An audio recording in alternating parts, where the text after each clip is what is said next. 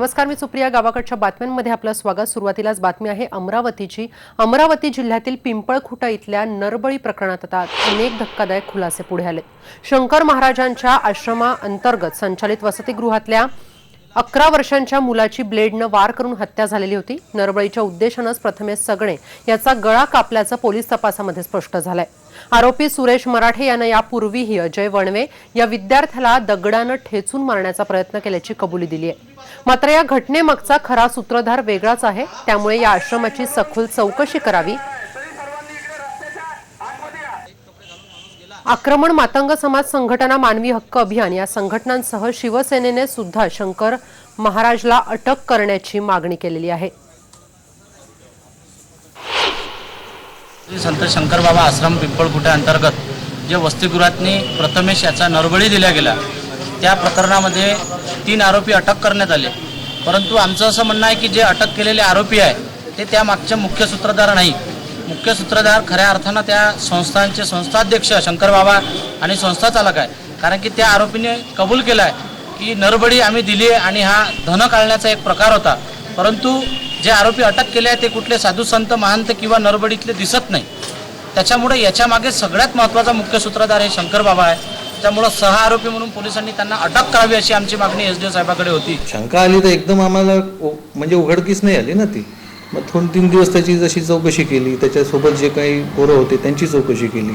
त्या चौकशीमध्ये ते लक्षात आलं का बा हाच त्याच्यात इन्व्हॉल्ड आहे. त्याच्यात आकाश नावाचा एक जो पोरगा आहे तो त्यांनी ती घटना कशी घडली काय घडली ही म्हणजे आमच्या थोड्याशा दबावाखाली त्यांनी प्रेशरमध्ये तो बोलला. अमरावती जिल्ह्यातील धामणगाव तालुक्यातील पिंपळखुटा या गावात मी उभा सध्या आणि माझ्या बाजूला पाहू शकतो हा शंकर महाराजांचा हा आश्रम आहे. 5.5 एकर परिसरात हा पसरलेला आश्रम आहे आणि या आश्रमाच्या अंतर्गतच अनेक शाळा, कॉलेजेस, कृषी महाविद्यालय चालवली जाते.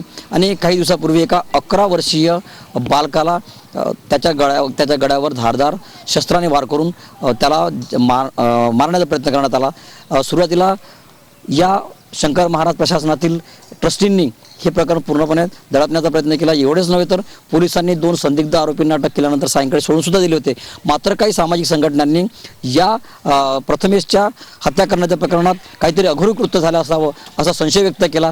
त्यानंतर पोलिसांनी तपासाला दिशा दिली आणि या प्रकरणात सुरेंद्र मराठे, निलेश हुके या 2 आरोपींना पोलिसांनी अटक केली. आणि त्या चौकशी दरम्यान खुद्द या दोन्ही आरोपींनी प्रथमेशचा नरबळी देण्याचा प्रयत्न केला असल्याचे कबुली खुद्द पोलिसांनी दिली. यामुळे एकूणच या आश्रमातील कार्यप्रणालीवर आणि आश्रमाच्या आतमध्ये नेमकं काय चालते ह्या सर्वांवर आता प्रश्नचिन्ह लागलेलं आहे. त्यामुळे पोलिसांनी अजून कसून या आश्रमातील आणखी काही जणांचा तपास करणे गरजेचं आहे आणि एखादा मोठं घबाड यातून बाहेर पडण्याची शक्यता आहे. व्हिडिओ जर्नलिस्ट सागरसह संजय शेंडे, IBN लोकमत, पिंपळखुटा, अमरावती. बातमी पाहणार आहोत. बीडची कोपर्डी बलात्कार आणि खून प्रकरणाचा निषेध व्यक्त करण्यासाठी आज बीड इथं मराठा समाजाच्या वतीनं महामोर्चा काढण्यात आला. मराठा क्रांती मूक मोर्चा असं या मोर्चाला नाव देण्यात आलं होतं. संबंधित जिल्ह्यातून लाखोंच्या संख्येनं सहभागी इथे लोक झालेले होते. तर मोर्चामध्ये पीडित मुलीची आई आणि बहीणही सहभागी झालेल्या होत्या. महिला, शाळकरी, विद्यार्थी या मोर्चामध्ये सहभागी झालेले होते. बीड शहराच्या 3ही बाजूंनी 10 ते 12 किलोमीटरपर्यंत वाहतूक थांबवण्यात आलेली होती. तर जळगाव जिल्ह्यातही काल मराठा समाजानं लाखोंचा मोर्चा काढलेला होता. या मोर्चामध्ये 1 लाखांच्या वर मराठा समाजातील लोक उपस्थित होते. या मोर्चामध्ये महिला आणि विद्यार्थिनींची संख्या लक्षणीय होती. लाखांच्या वर मोर्चेकरी आल्यानं जिल्हाधिकारी कार्यालयाकडे जाणाऱ्या रस्त्यांवरील वाहतूक वळवण्यात आलेली होती. या मोर्चामुळे जळगावातील जवळपास सगळ्याच रस्त्यांवर कोंडी पाहायला मिळाली होती.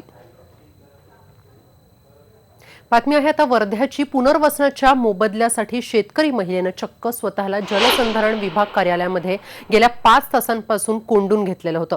मोबदला द्या नाहीतर आत्महत्या करेन असा इशारा या महिला शेतकऱ्यांनी दिलेला होता. या महिलेकडे विषाची बाटली होती, त्यामुळे संपूर्ण प्रशासन हादरलेलं होतं. दरम्यान या महिलेला पोलिसांनी कार्यालयामधून बाहेर काढलंय. सध्या या महिलेशी अधिकारी चर्चा करतायत. 12 वर्षांपूर्वी या महिलेची 9 एकर जमीन संपादित करण्यात आलेली होती आणि 1 लाख रुपये वगळता या जमिनीचा उर्वरित मोबदला काही मिळालेला नाही. तर सरकारी कार्यालयांमध्ये चपला झिजवल्यानंतरही अखेर या महिलेनं हे टोकाचं पाऊल उचलण्याचा निर्णय घेतला. यानंतर आपण या बुलेटिनमध्ये घेतो एक छोटासा ब्रेक. तुम्ही पहा फक्त IBN लोकमत.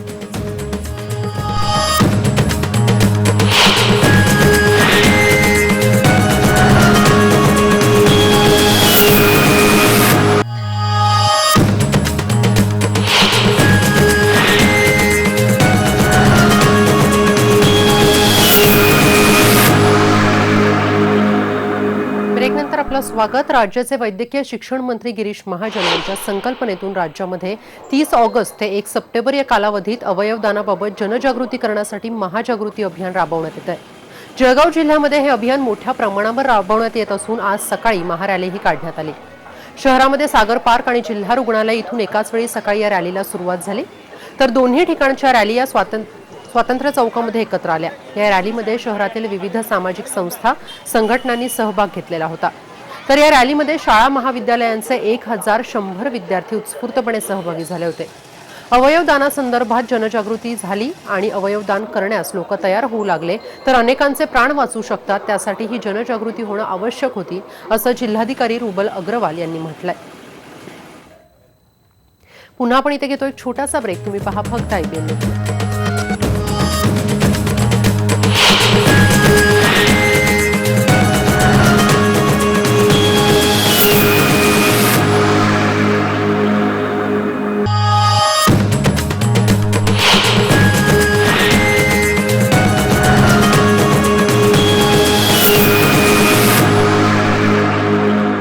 ब्रेकनंतर आपलं स्वागत. श्रावण म्हटलं की मंगळागौरींचे खेळ सवाष्णींच्या घरी अगदीच रंगू लागतात. लग्न झालेल्या मुलींची मंगळागौर ही याच महिन्यातील मंगळवारी साजरी केली जाते. पूर्वजांनी अतिशय कल्पकतेनं धार्मिकतेशी संबंध जोडून महिलांच्या कलागुणांना आणि मुख्य म्हणजे महिलांना रिलॅक्स होण्यासाठी या सणांची योजना आखलेली होती. आज श्रावणातला शेवटचा मंगळवार आहे. पाहूया त्या मंगळागौरीच्या खेळाची ही खास झलक.